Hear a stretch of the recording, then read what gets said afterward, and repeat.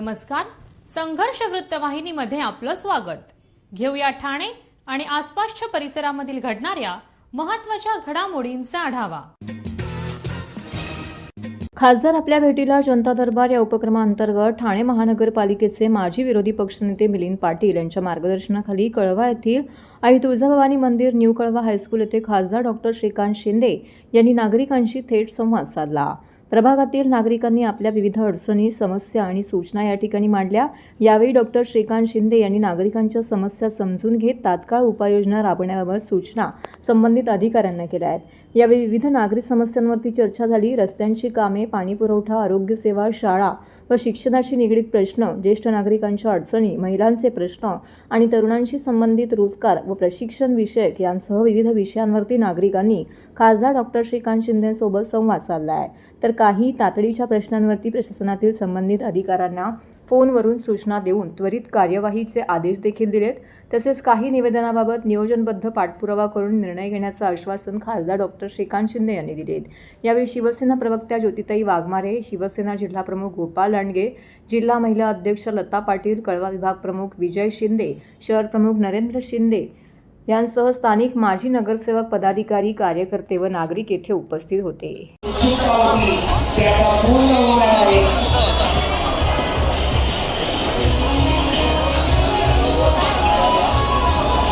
आज कळव्यामध्ये खासदार आपल्या दारी या कार्यक्रमाच्या माध्यमाने कळवा, खारेगाव आणि विटावा या सगळ्या नागरिकांना भेटण्यासाठी आज मी इथे आलोय. सर्व प्रशासकीय अधिकारी देखील आहेत, जेणेकरून लोकांचे प्रश्न तिथल्या तिथे कसे सोडवले जातील याच्यावरती या कार्यक्रमाच्या माध्यमाने भर असतो.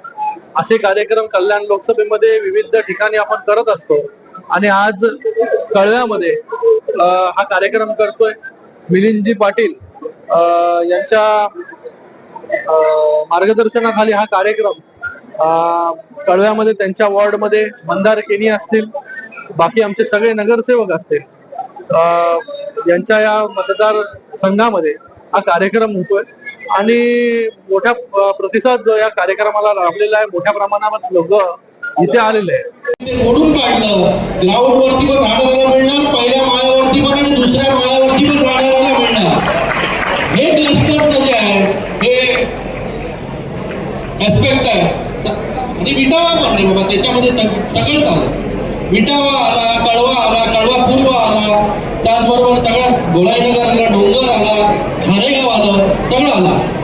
सर साहेब जाहीर सभा घेऊन त्याच्यामध्ये कोणालाच जेव्हा आम्ही हे सगळे URPs तयार करू तेव्हा आपल्यापर्यंत आम्ही येऊ, आपल्यापर्यंत येऊ आणि आपल्याला सांगू की आपल्या घराचं रिडेव्हलपमेंट जे आम्ही करतोय ते अशा प्रकारे करतोय, आपल्याला मान्य आहे की नाही मान्य आहे हे आपल्याला सांगण्यात येईल. कुठलंही जे आहे ते आपल्यापासून काहीच दूर ठेवून किंवा आडून किंवा लपून ठेवून कुठलीच रिडेव्हलपमेंट होणार नाही. सगळ्या गोष्टी ज्या आहेत हे आपल्याला सांगून कशा प्रकारे आपल्या एवढे स्क्वेअर फीटचं घर आहे तर आपल्याला किती स्क्वेअर फीटचं घर मिळणार, या सगळ्या गोष्टी. ठाणे महानगरपालिकेचे मालमत्ता कर म्हणजेच प्रॉपर्टी टॅक्स भरण्याचे आवाहन. सन 2022-23 या आर्थिक वर्षाचे मालमत्ता कराचे म्हणजेच प्रॉपर्टी टॅक्सचे बिल ठाणेकर करदात्यांना महापालिकेमार्फत आर्थिक वर्षाच्या सुरुवातीस म्हणजेच माहे एप्रिल 2022 मध्ये देण्यात आलेले आहे. तथापि अद्यापही काही करदात्यांनी मालमत्ता कर महापालिकेकडे जमा केलेला नाही. सध्या आर्थिक वर्षाचा अंतिम टप्पा सुरू झाला आहे. मालमत्ता कर वसुलीसाठी महापालिकेतर्फे कडक कारवाई हाती घेण्यात आली आहे. या अंतर्गत जंगम मालमत्ता, टीव्ही, फ्रीज, वाहन व इतर जप्त करणे तसेच स्थावर मालमत्ता वॉरंट बजावून जप्त करण्यात येत असून मालमत्तेचा जाहीर विक्रीद्वारे लिलाव करून कराची रक्कम वसूल करण्यात येत आहे. मालमत्तेस पाणी पुरवठा करण्यात येणारे नळ संयोजन खंडित करण्यात येत आहेत. त्याचप्रमाणे थकीत मालमत्ता करावर 2% व्याज आकारले जात असल्याने भरावयाची रक्कम वाढत आहे.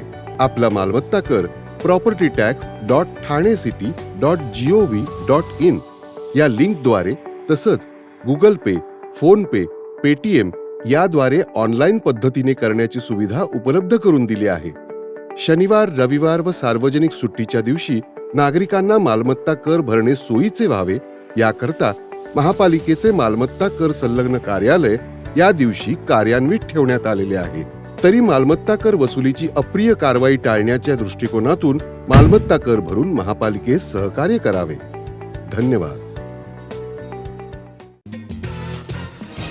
AI तंत्रज्ञानावरती आधारित एकात्मिक सुरक्षा प्रणाली असलेल्या स्मार्ट ई बसेस लवकरच एसटीच्या ताफ्यात दाखल होतील असा विश्वास परिवहन मंत्री एसटी महामंडळाचे अध्यक्ष प्रताप सरनाईक यांनी व्यक्त केला आहे.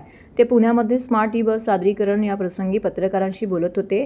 यावेळी सरनाईक म्हणाले की राज्य शासनाचे ई वाहनांना प्रोत्साहन देण्याचे धोरण एसटी महामंडळाने देखील अंगीकारलं असून भविष्यात घेण्यात येणाऱ्या स्वमालकीच्या 5,000 बसेसपैकी दरवर्षी किमान 1,000 बसेस या ई बसेस घेण्याचा निर्णय घेण्यात आला आहे. बसेस घेण्याचा निर्णय घेण्यात आला असून AI तंत्रज्ञानावर आधारित एकात्मिक सुरक्षा प्रणाली बसवलेल्या असाव्यात अशा सूचना संबंधित बस तयार करणाऱ्या कंपनीला दिल्या आहेत. त्यानुसार उत्तर प्रदेश परिवहन महामंडळासाठी तयार केलेल्या स्मार्ट ई बसचं सादरीकरण करण्यात आलं. नव्या ई बसमध्ये चालकांच्या हालचालीवरती लक्ष ठेवणारे AI तंत्रज्ञान आधारित CCTV कॅमेरे बसवण्यात येणार आहेत. गाडी चालवताना जर चालक जांभळा देत असेल तर मोबाईल वापरत असेल तसेच सदर कॅमेरे मागील प्रवाशांना याबाबत अलर्ट करतील. तशा प्रकारचा धोका अलार्म देखील वाजवण्यात येईल अशा यंत्रणा या नव्या स्मार्ट ई बसमध्ये असणार आहे. तसेच महिलांची सुरक्षितता लक्षात घेता प्रवाशांच्या हालचालींवरती लक्ष ठेवण्यासाठी देखील बसमध्ये 2 CCTV कॅमेरे बसवण्यात येणार आहेत. बसला अचानक आग लागल्यास ती आग अल्पावधीतच विझवण्यासाठी फोम बेस अग्निशामक यंत्रणा बसमध्ये असावी असं मत यावेळी मंत्री सरनाईक यांनी व्यक्त केलं आहे. ठाण्याचे माजी नगरसेवक भाजपाचे माजी जिल्हाध्यक्ष संजय वाघुले यांच्या विरोधात एका एव्हिएशन ट्रेनिंग सेंटरच्या संचालकांना अडवून ठेवून 22 लाख रुपये मागितल्याचा प्रकार समोर आला आहे. या प्रकरणी संस्थेचे चालक डॉक्टर प्रसाद मौर्या यांनी वाघुले यांच्यासह 36 जणांविरोधात नौपाडा पोलीस ठाण्यामध्ये गुन्हा दाखल केला आहे. पोलिसांनी या प्रकाराचा तपास सुरू केला आहे. ही घटना सोमवारी घडली होती. ठाणे रेल्वे स्थानक परिसरात नॅशव्हिल एव्हिएशन ट्रेनिंग सेंटरमध्ये माजी नगरसेवक संजय वाघुले 35 ते 50 लोकांसह गेले होते आणि सेंटरचे संचालक डॉक्टर प्रमोद मौर्य, डॉक्टर प्रशांत सिंग आणि केंद्र संचालिका प्रतिभा भालेराव यांनी बंदी केलं होतं. तसेच सेंटरमध्ये शिकणाऱ्या विद्यार्थ्यांना पुन्हा पाठवण्याची धमकी देऊन मारहाण आणि तोडफोड करण्याची चेतावणी देखील दिली होती. तात्काळ 22 लाख रुपयांचा चेक देण्याची मागणी केली. यानंतर सेंटरकडून पोलिसांकडून मदत मागण्यात आली आणि पोलिसांनी केंद्रातील लोकांना बाहेर काढलं. यावेळी संचालकांवरती मारहाण करण्यात आली. तसेच त्यांच्या विरोधात नौपाडा पोलीस ठाण्यामध्ये फसवणुकीचा गुन्हा दाखल करून सोशल मीडियावरती त्यांना व त्यांच्या सेंटरला फसवणूक करणारे ठरवण्यात आलेले आहे.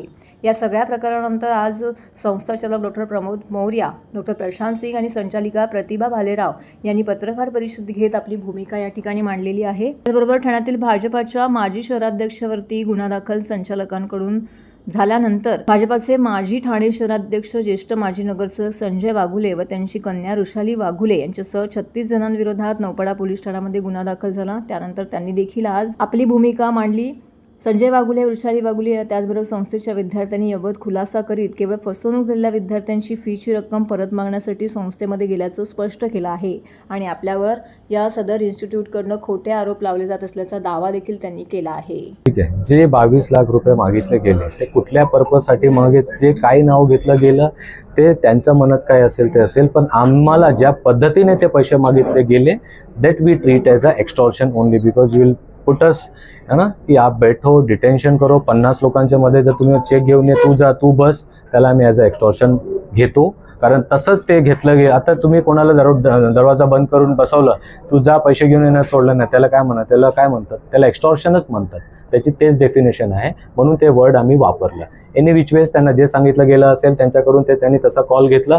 पण माझं असंच म्हणणं आहे की जर तुम्ही एवढे वरिष्ठ नेते आहेत तर तुम्ही जो समोरचा माणूस सामाजिक आहे, डॉक्टर आहे, तो पण सोशल वर्कर आहे, तर त्यांचाही ऐकून घेतलं पाहिजे होतं आणि मग किंवा मला ऑफिसमध्ये बोलवलं किंवा पोलीस स्टेशनमध्ये जाऊन व्यवस्थित बसून त्याचा चांगल्या पद्धतीने निराकरण झालं असतं तर हे आमच्या जीवाला धोका निर्माण झाला नसता. तेवढंच आम्ही बोलत आहे, कारण हे त्यांच्या कंट्रोलमध्ये पण नव्हता. आता काय माहीत आता मागून ह्याला कसं आहे की प्रत्येक गोष्टीसाठी यंत्रणा आहे. आमच्यासोबत पण भरपूर फ्रॉड झाले आहेत, but we are going by the law, we are abide by the law, है ना. सर्वजण काय म्हणतात, लॉ आपल्या हातात घ्यायला चालू करतील तर पोलीस स्टेशनची काय गरज आहे, कशाला आपल्या गृहमंत्रीची गरज. गुन्हा दाखल केलेला आहे. बघा, मला पहिल्यांदाच आम्ही असं फेस केलेलं आहे. मी पहिल्यांदा असं बघितलं की हे मॉब लिंचिंग काय असते आणि याच्यामध्ये जीव जायचा धोका कसा निर्माण होतो. तर मला हेच आहे की ह्या लोकांनी, ज्या लोकांनी तोंडाला तोंड दिलं आहे किंवा हाताला हात दिला आहे, प्रत्येक गोष्टीला होकार दिला आहे ना, हेच खरं आहे आणि लॉ आपल्या हातामध्ये घेऊन मारहाण केली आहे. Everybody should get the punishment.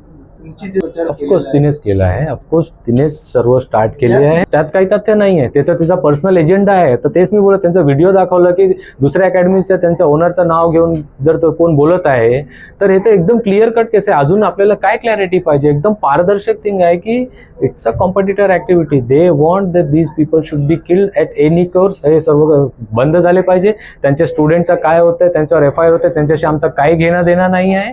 आम्हाला फक्त आमच्याशी घेणं देणं आहे. यांचं सेंटर पहिला कसंही करून बंद करा.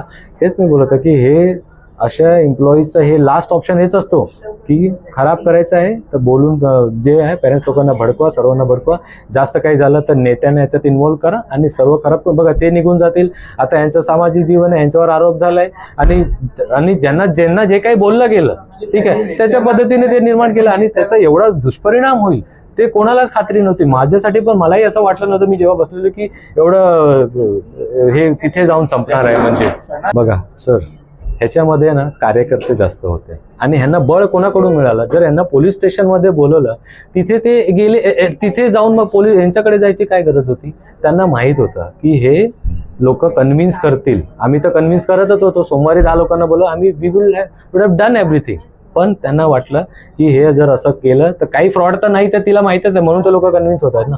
त्यांना जे स्वतःचा एजेंडा सेट करायचा होता त्याच्यासाठी त्यांनी पॉलिटिशियन्सला पण इन्व्हॉल्व करून त्यांनाही खोटी माहिती देऊन हे काम केलं आणि त्यांचे कार्यकर्त्यांनी त्यांना बळ मिळालं आणि त्या बळमुळेच ती पुढे पुढे धावते, कार्यकर्त्यांना पण मागे धावायला लावते आणि ह्याच्यामुळेच हे जीवाचा धोका निर्माण झाला. माझी या ठिकाणी मी गेली वर्षभर माझ्या भागात जे प्लेसमेंट आहेत त्याबाबत मी नौपाडा पोलीस स्टेशनला वारंवार तक्रारी केलेल्या आहेत, परंतु त्या ठिकाणावरनं थातूरमातूर कारवाई होते. आणि याच्यापूर्वी अनेक पक्षाच्या कार्यकर्त्यांनी आंदोलनं केली होती, परंतु त्यांच्या विरुद्ध गुन्हा दाखल झालेला नाही आहे. संजय वाघुले हा कोण आहे की याच्या विरुद्ध तात्काळ गुन्हा पोलीस स्टेशनमध्ये दाखल झाला आणि यांच्या मागे कुठली राजकीय शक्ती आहे की पोलिसांनी तत्पर 4 वाजता विद्यार्थ्यांची तक्रार घेतल्यानंतर माझ्या विरुद्ध गुन्हा दाखल केला आहे. संजय वाघुले जर CCTV फुटेजमध्ये त्यांना मारहाण करताना दिसत असेल तर मी सजा भोगायला तयार आहे. एवढीच माझी पोलीस स्टेशनला नम्र विनंती आहे. नौपाडा पोलीस स्टेशनचे माझे गेले अनेक वर्षाचे चांगले संबंध आहेत आणि नौपाडा पोलीस स्टेशनला गेले अनेक वर्ष मी सहकार्य केलेलं आहे. त्यामुळे पोलिसांना विनंती आहे, कुठल्याही राजकीय प्रेशर खाली कारवाई करू नये. विद्यार्थ्यांना आपण न्याय द्यावा. आपली पण मुलं शिक्षण घेत आहेत हे त्यांनी लक्ष ठेवावं. एवढीच नौपाडा पोलीस स्टेशनला विनंती. परिवहन सेवेतील वागळे आगार येथील प्रशासकीय इमारत तसेच वाहतूक भवन इमारतींचे सन 1998 साली बांधकाम करण्यात आले, पण तेव्हापासून कुठल्याही मोठ्या स्वरूपाच्या दुरुस्तीचं काम न झाल्याने या दोन्ही इमारतींच्या बाहेरील बाजूतील भिंत व RCC बांधकाम नादुरुस्त झाल्यामुळे सन 2017 रोजी स्ट्रक्चरल ऑडिट करण्यात आले असता या दोन्ही इमारती B श्रेणीत दर्शवल्याने इमारतींची तातडीने दुरुस्ती केल्यास इमारतींचे आयुर्मान किमान 15 ते 20 वर्ष वाढेल असं वर्तवलं होतं. परंतु या स्ट्रक्चरल ऑडिटला 8 वर्षापेक्षा जास्त कालावधी लोटून देखील कुठलेही दुरुस्तीचं काम न केल्याने इमारतीची दुर्दशा झाल्याने कर्मचाऱ्यांना जीव मुठीत घेऊन काम करावं लागत असल्याची बाब ठाणे काँग्रेसचे प्रवक्ते राहुल पिंगळे यांनी आयुक्तांना पत्राद्वारे निदर्शनास आणून दिली आहे.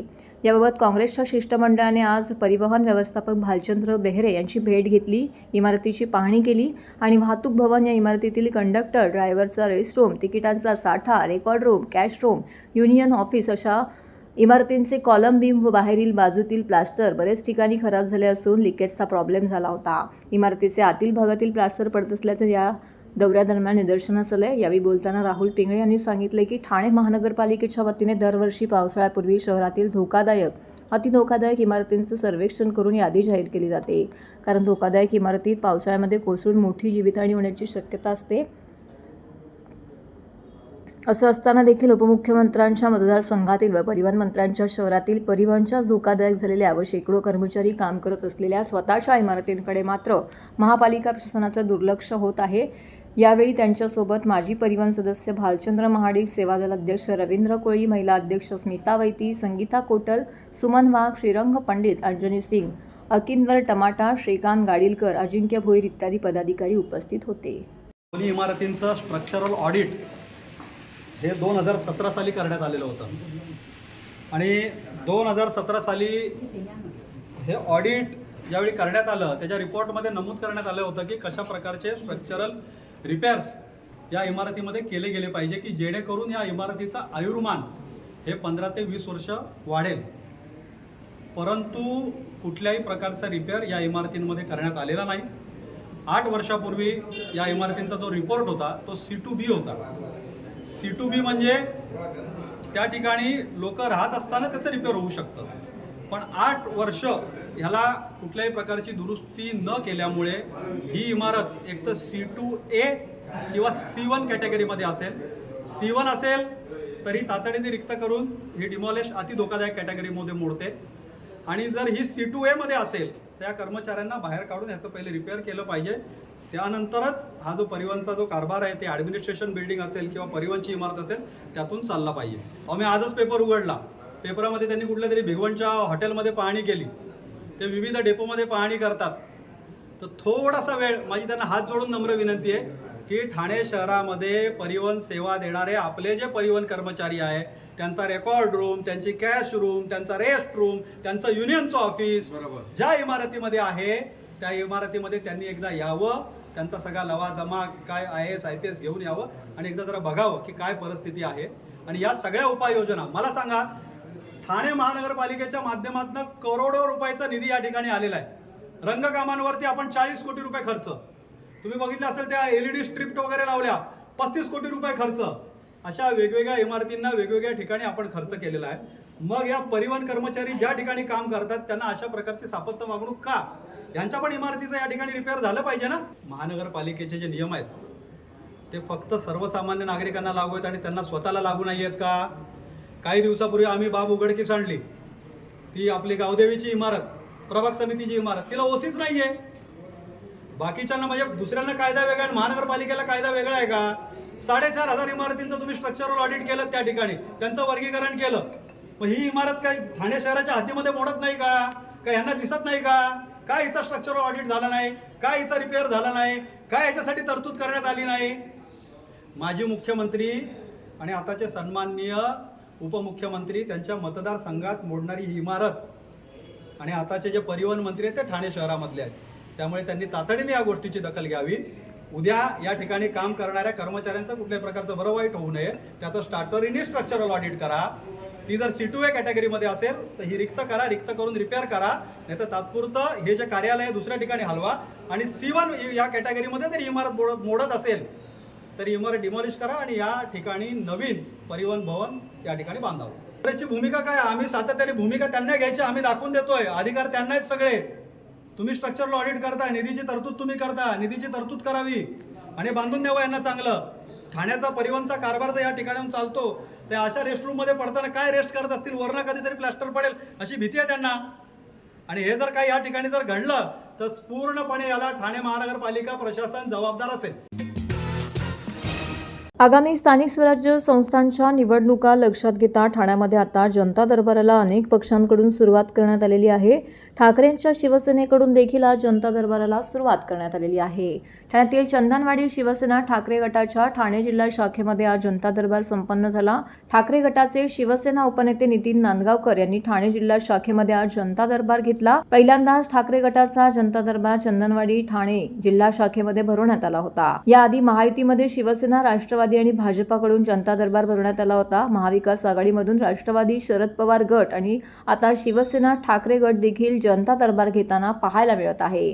नागरिकांनी देखील मोठ्या संख्येने येथे उपस्थित राहून या जनता दरबारामध्ये सहभाग घेतला आणि आपल्या ज्या काही तक्रारी होत्या त्या या ठिकाणी शिवसेना ठाकरे गटाचे उपनेते नितीन नांदगावकर यांच्याकडे या जिल्हा शाखेमध्ये सादर केल्या आहेत।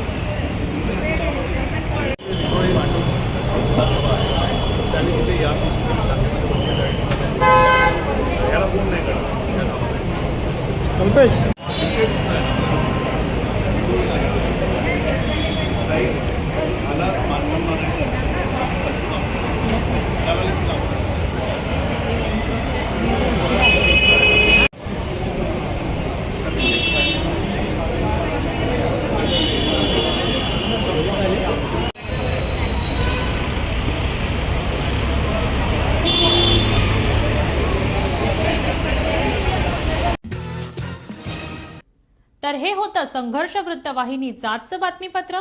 उद्या पुन्हा भेटू याच वेळी याच ठिकाणी ताज्या घडामोडींसह. तोपर्यंत नमस्कार.